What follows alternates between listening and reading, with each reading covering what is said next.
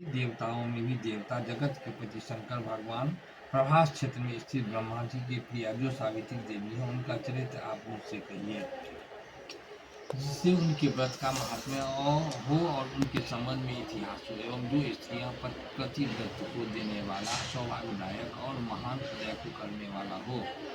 तब शंकर भगवान ने कहा कि हे महादेव, प्रभास क्षेत्र में स्थित सावित्री के असाधारण चरित्र को तुमसे कहता हूँ। हे महेश्वरी, सावित्री स्थल नामक स्थान का राजकन्या सावित्री ने जिस प्रकार से उत्तम व्रत सावित्री व्रत का पालन किया, मध्य देश में एक धर्मात्मा सभी प्राणियों के हित में तत्पर रहने वाला, राजधानी राज्य में रहने वाले प्रजाओं को प्रिय आशुपति नामक राजा था, जो कि क्षमाशील, संतान रहित, सत्यवादी और इंद्रियों को यश में रखने वाला था। एक समय वह राजा प्रभास क्षेत्र की यात्रा के निर्मित वहां पर आया और विधि पूर्वक यात्रा करता और सावित्री के स्थल पर पहुंचा। वहां पर उस राजा ने अपनी रानी के साथ उस व्रत को किया और जो सावित्री के नाम से प्रसिद्ध सभी प्रकार के कामनाओं को पूर्ण करने वाला है। पूर्व स्वः इस मंत्र का साक्षात मूर्ति बनकर स्थित श्री ब्रह्मा जी की प्रिया सावित्री देवी उस राजा पर प्रसन्न हुई।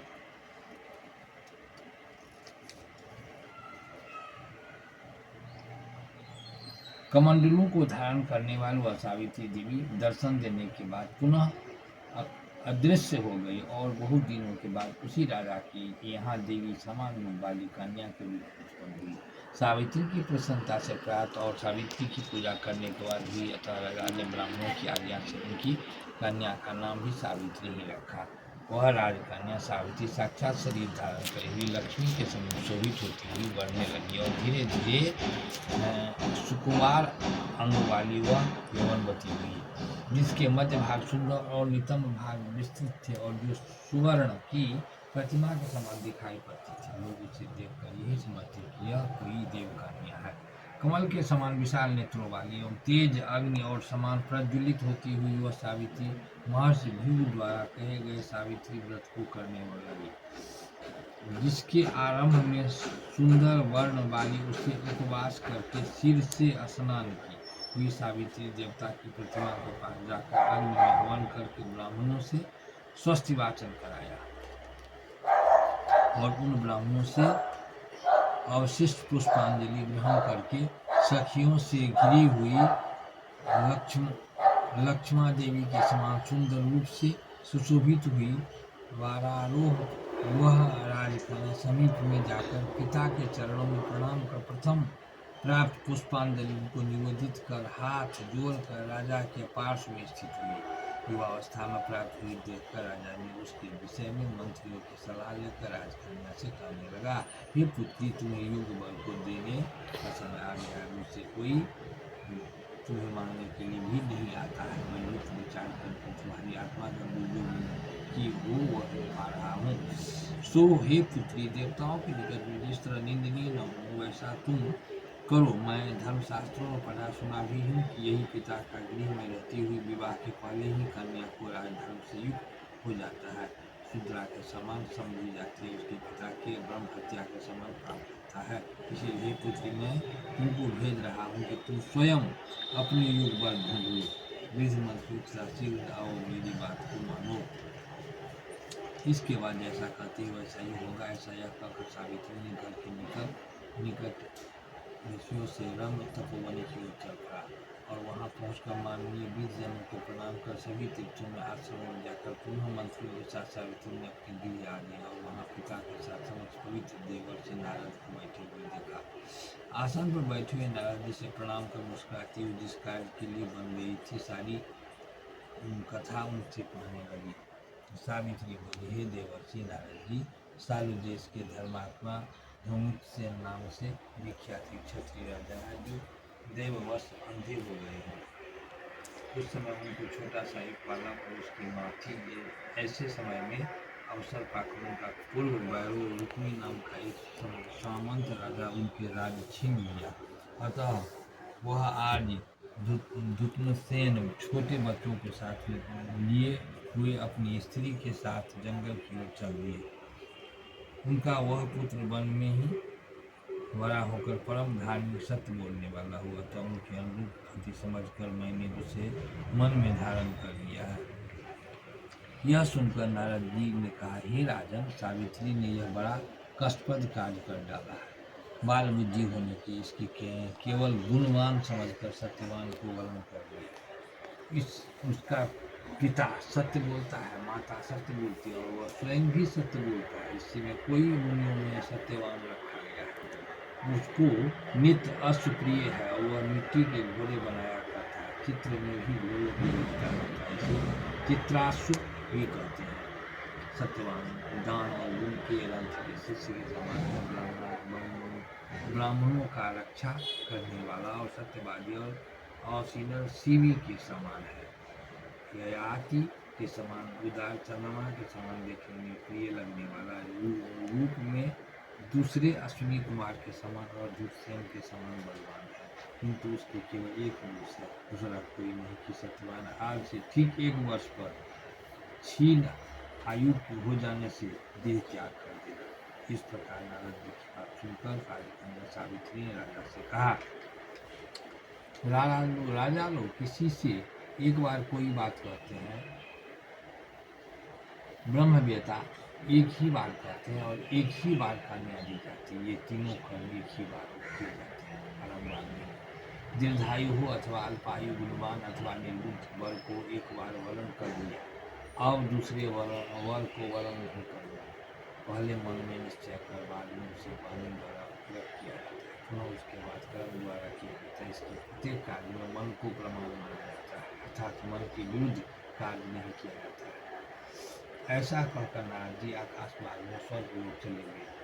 उसके बाद राजा ने भी सुमुहूर्त में समीपवर्ती वेदों में पारगामी ब्राह्मण द्वारा पुत्री सावित्री का विवाह संबंधी सभी कार्य संपन्न किया और तावंगी सावित्री ने मनोविलसित उस पति को पाकर ऐसे प्रसन्न जैसे कोई पुण्यवान पुरुष स्वर्ग को पाकर प्रसन्न होता है। पुनः शिव जी पार्वती से कहते हुए, हे पार्वती, इस प्रकार उस आश्रम उस समय रहते हुए उनके कुछ समय व्यतीत हुए। उस समय केवल एक ही भार्या सावित्री को ऐसी ही थी जिसके चित्त में रात दिन नारद की कही हुई बात को उसकी याद बनी हुई थी। उसके बाद बहुत दिन बीत जाने के बाद वह समय आ गया जिसमें सत्यवान को मरना था। अतः सावित्री नारद की कही हुई मरण तिथि को हृदय में गिनती हुई ज्येष्ठ मास शुक्ल पक्ष की द्वादशी तिथि को सायंकाल में आज से चौथे दिन मेरे पति को करना चाहिए, यह सोचकर 3 रात्रि निराहार व्रत करने का उद्देश्य रखकर रात दिन आश्रम में स्थिर रूप रहने लगी। तत्शिराश्च न्याव। इसके बाद 3 रात्रि बीत जाने पर प्रातः काल स्नान करके देवताओं को तर्पण करने के बाद चार हासनी सावित्री सास ससुर का पाद वंदन किया। इसके बाद जब कुल्हाड़ी लेकर सत्यवान जंगल की ओर चला तब जाते हुए अपने पति के पीछे पीछे सावित्री चली। वन में पहुंचकर सत्यवान जल्दी से फल पुष्प समाज पूछा तथा सूखी लड़कियां इकट्ठा कर ले आने योग्य भार बनाने लगा। लकड़ियों को काटते काटते उसके सिर में पीड़ा होने लगी, जिससे वह कार्य में छोड़कर वृक्ष की एक शाखा के सहारे लेकर सावित्री से कहने लगा कि हे सुंदरी, सिर में वेदना मुझे दुख दे रही है, अतः मैं तुम्हारी गोद में क्षण भर सोना चाहता हूँ। सावित्री ने दुखित होकर कहा, हे महाबाहो, आप विश्राम करें, पीछे हम श्रम को दूर करने वाले आश्रम को चले। जैसे ही पृथ्वी पर बैठी हुई सावित्री ने सत्यवान के सिर को अपनी गोद में रखा, वैसे उसके कृष्ण विस्तृत पिंगल वर्ण वाले किरीटधारी पीत वस्त्र पहने हुए साक्षात सूर्य के समान उदित हुए पुरुष को देखा। उसे देखकर सावित्री प्रणाम कर मधुर वचनों से उससे कहने लगी, आप देवताओं के दैत्यों में से कौन है जो कुछ धर्मच्युत करने के लिए आए हैं? मुझे अपने धर्म की च्युत करने के लिए कोई सामर्थ्य नहीं। कोई पुरुष श्रेष्ठ मुझे धरती आग में लपट के समान ही समझे।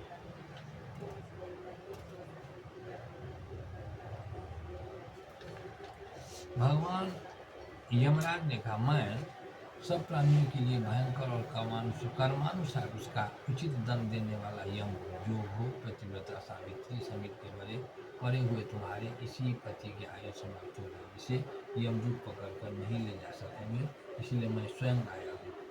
ऐसा कहकर फांस को लिए वह यमराज के सत्यव्रत के शरीर में अंगुष्ठ मात्र शरीर वाले पुरुष को बलपूर्वक निकाल दिया। इसके बाद पितृगण के सेवित यमपुरी मार्ग की ओर चलना शुरू किया। वराह सावित्री भी उसके पीछे पीछे चली। यम ने पतिव्रता होने के नाते चलने में थकती हुई उन्हें कहा, हे सावित्री, एक मुहूर्त हुआ है, यहाँ तक तो मेरे साथ आ गई और लौट जाओ। विशाल नेत्रों वाली कोई भी जीव बिना आयु समाप्त हुए इस यमपुरी में मार्ग पर नहीं आ सकता। सावित्री कहा, आप जैसे विशिष्ट पुरुष के साथ पति का अनुगमन करती हुई मुझे कभी भी श्रम का गलानी नहीं हो सकती। सज्जनों की गति एकमात्र सज्जन ही है, दूसरों नहीं। इसी प्रकार स्त्रियों की गति उनका पति, वर्णाश्रमों की गति वेद और शिष्यों की गति गुरु है। इस पृथ्वी तल में सब प्राणियों के लिए स्थान है, किंतु स्त्रियों के लिए तो एकमात्र पति को छोड़कर दूसरा कोई आश्रय नहीं है। एवं इस प्रकार से धर्म और अर्थ से भरे हुए सुंदर मधुर अन्य वाक्यों से भी सूर्यपुत्र ने प्रसन्न होकर सावित्री को यह बात कही। यमराज ने कहा, हे भामिनी, मैं तुमसे प्रसन्न हूँ, तुम्हारा कल्याण हो, तुम मुझसे वर मांगो। उससे भी विनय से होकर झुकाकर उसके लिए राज पाने के वर मांगो। और मैंने महात्मा ईश्वर के लिए देखने के सत्य पाने के साथ साथ पुनः राज प्राप्ति एवं अन्य पिता के लिए 100 पुत्रों के साथ उनके लिए भी 100 पुत्र की प्राप्ति के लिए वर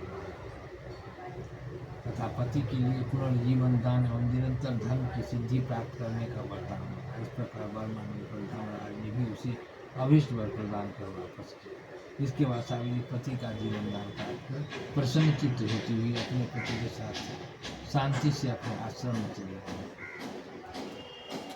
उसी सावित्री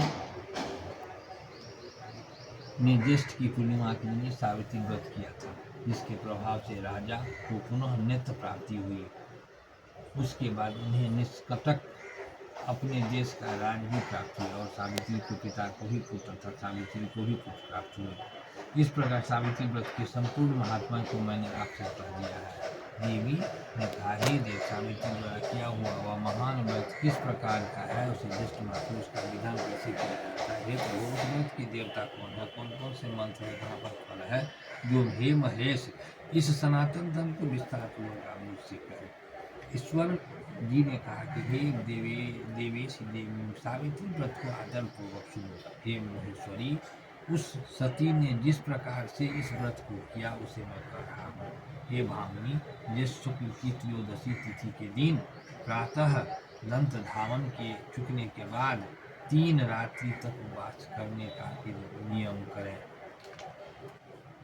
इसी व्रती अशक्त हो तो जितेंद्रिय होकर त्रयोदशी के रात्रि में उपवास करें और चतुर्दशी के दिन बिना मांगे प्राप्त हुए अन्न को ग्रहण करें और पूर्णिमा के दिन उपवास करें। हे सुश्रेण, प्रतिदिन तालाब, महानदी या झरना अथवा खंड में स्नान करने से सर्व स्नान का फल प्राप्त होता है। ये यशस्विनी, विशेष करके पूर्णिमा के सरसों और मृतिका मिश्रित जल से स्नान करना चाहिए।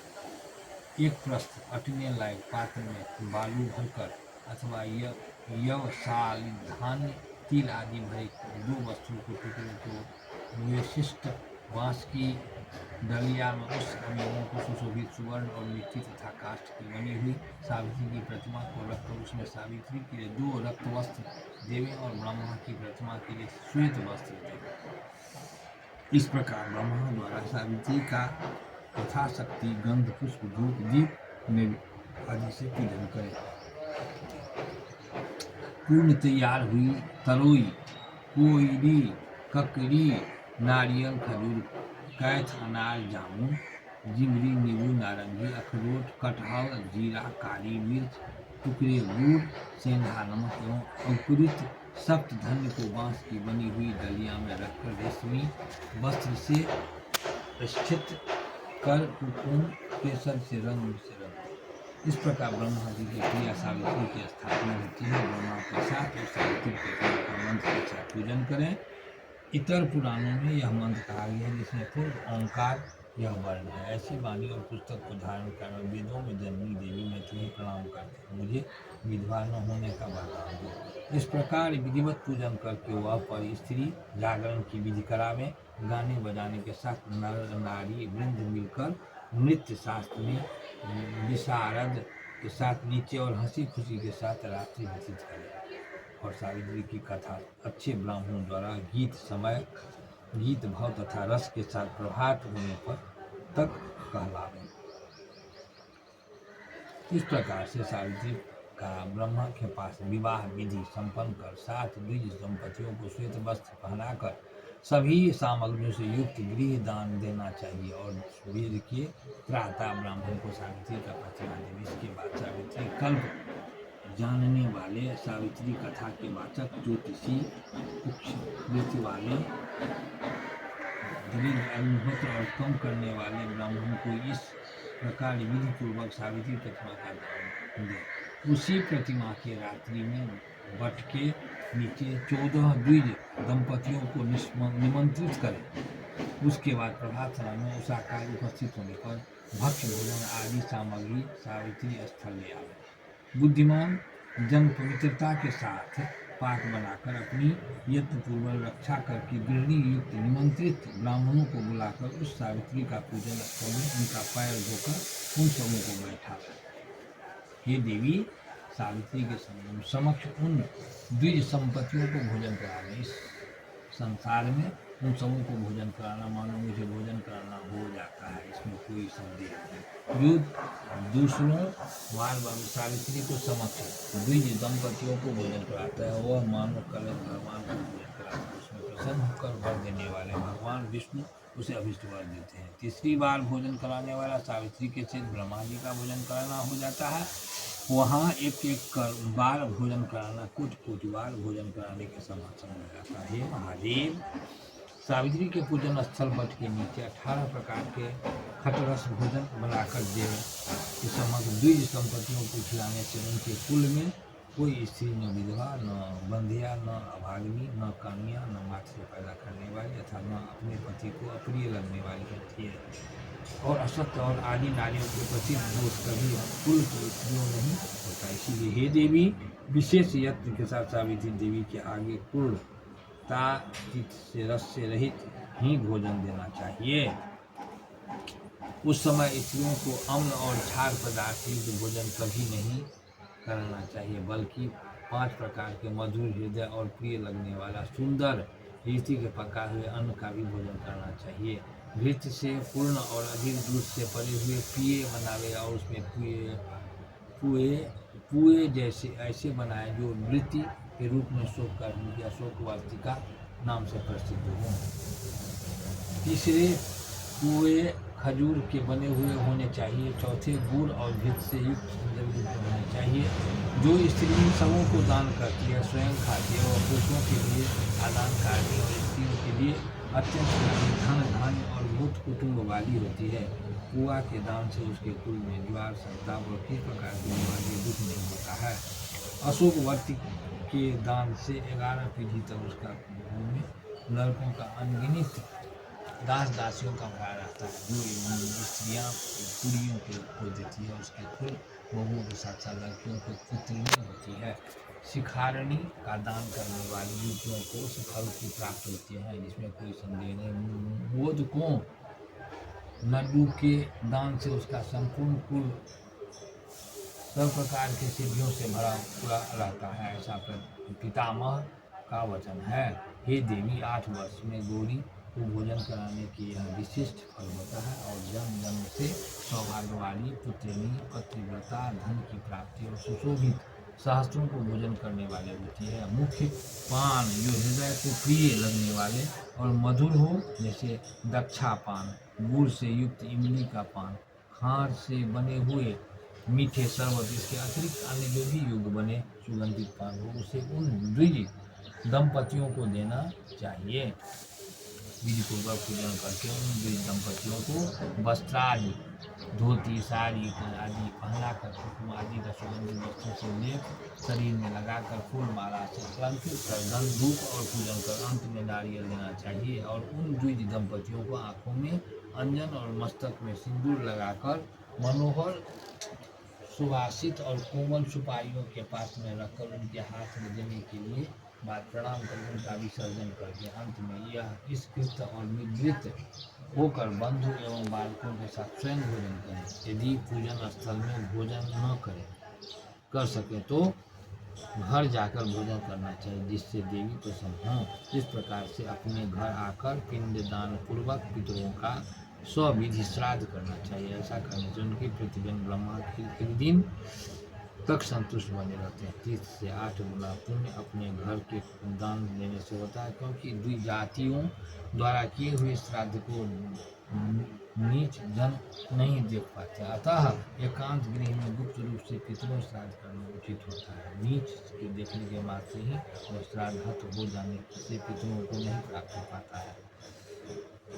इसीलिए वहाँ जहाँ तक हो सके प्रयत्न पूर्वक श्राद्ध की गुप्त रूप से करना चाहिए, क्योंकि पितरों के तृप्ति वाले ऐसे ही श्राद्ध की महिमा जिन्हें स्वयं बताया है।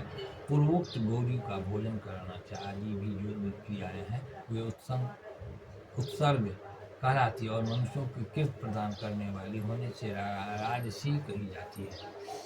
अपना ही चाहने वाले व्यक्तियों को कहे हुए ये दान सदा देने चाहिए। ऐसी सात्विक फल की चाह में जो श्राद्ध के विशेष रूप से इस प्रकार के दान देने चाहिए, जैसा कि ऊपर जो कह गए हैं। हे देवी, सावित्री व्रत का उद्यापन सभी प्रकार के पापों को छुटकारा पाने के लिए मनुष्यों को अवश्य करना चाहिए। इसके लिए इच्छा और अनिच्छा से किए हुए सभी पाप तत्क्षण नष्ट हो जाते हैं।